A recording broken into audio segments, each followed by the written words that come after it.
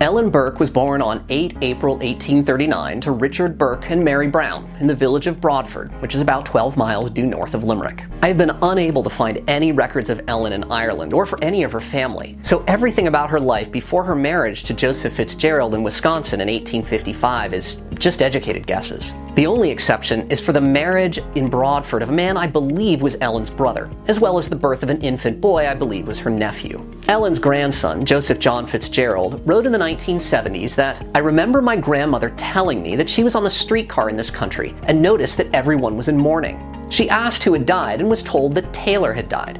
The Burke family could not understand why everyone was in mourning because of the death of a tailor. They learned afterwards that the people were in mourning because of the death of President Zachary Taylor, who died in 1850. Knowing that Ellen Burke came to the United States shortly before July of 1850 tells us that she and her family were refugees from Ireland's Great Hunger, which lasted from 1845 to about 1852.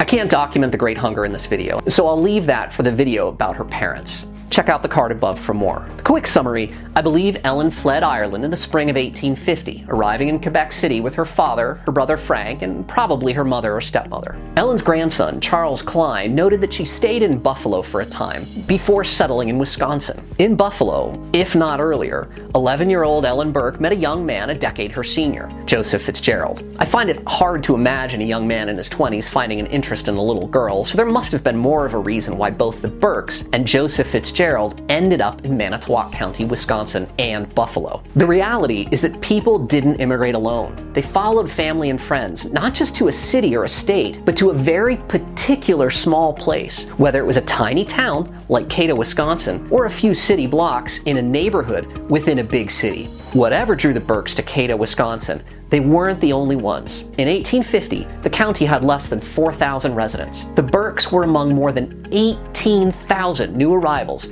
who increased the population by 500% by 1860. I've spent days trying to find a bigger connection between Broadford County, Clare, and Cato, Wisconsin, to no avail. In 1860, almost 30% of residents, that's 211 out of 739, were born in Ireland. And I'm not counting children of Irish refugees born in Wisconsin. I am convinced that many of them were born in the Broadford area, just like Ellen, but I can't prove it. On 10 June 1855, 16-year-old Ellen Burke married 27-year-old Joseph Fitzgerald at St. Boniface's Church in the nearby county seat of Manitowoc. Broadly speaking, Ellen married at an exceptionally young age. The median age at first marriage at the time was in the early 20s. Even Irish Catholics, who tended to marry much younger than their Protestant counterparts, generally in their late teens, 16 was still very young. When I find someone marrying in their teens, I always look for a story, whether it's a religious revival or an orphan or a shotgun wedding. But all I can speculate is that the Burkes were Irish refugees struggling to survive in the United States.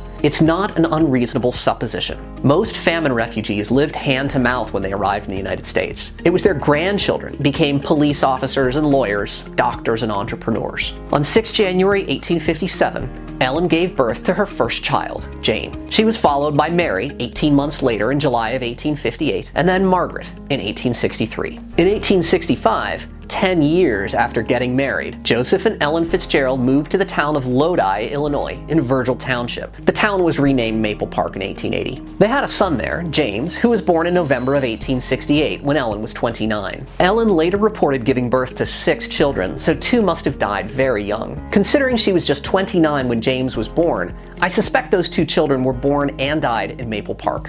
So what attracted Ellen and Joseph Fitzgerald to Maple Park? Well, the Galena and Chicago Union Railroad opened a rail line in 1853 connecting the tiny village of DeKalb to Chicago 60 plus miles away. That opened up the otherwise sparsely settled area to development. The population of Kane County almost doubled before Ellen moved there, from 16,000 in 1850 to 30,000 in 1860. During Ellen's life, Kane County tripled in population. It's not that Manitowoc County wasn't growing as well. The population went up by 50% in the same period. But the main engine of economic growth for the period, railroads, had difficulty getting underway in Wisconsin. When the Burkes arrived, the entire county of Manitowoc had only 5 miles of operable rail line, and construction was hampered by constant financial problems. Rail service only began there in 1872, well after Ellen and Joseph Fitzgerald had left. By 1880, Illinois had close to 8% of the total miles of railroad in the United States, despite having just 3% of total square miles. That's excluding territories. Northeastern Illinois simply had better economic opportunities.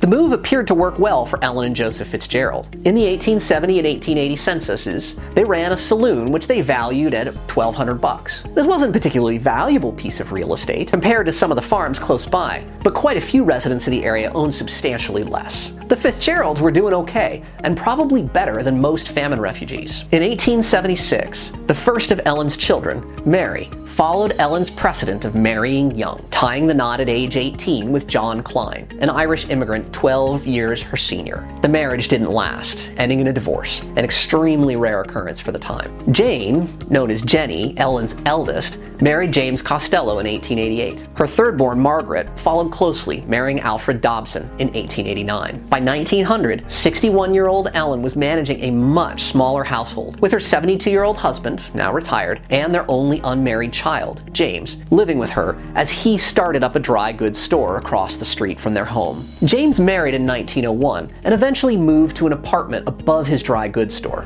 On 4 April 1904, Ellen's 75-year-old husband died of a heart attack. The couple must have saved up enough money so they could own their own home free and clear, and in the 1910 census, Ellen reported that she was living off her own income. Her grandson suggested years later that Ellen may still have needed some financial help from her son James. Judging by undated photos probably taken in the 1910s, Ellen had had a stroke. You can see that one side of her face is slack, a common sign of a stroke. Ellen survived her husband by 15 years, succumbing to a stroke on Thursday, 10 April 1919. She was buried at St. Mary's Church in Maple Park on that Sunday.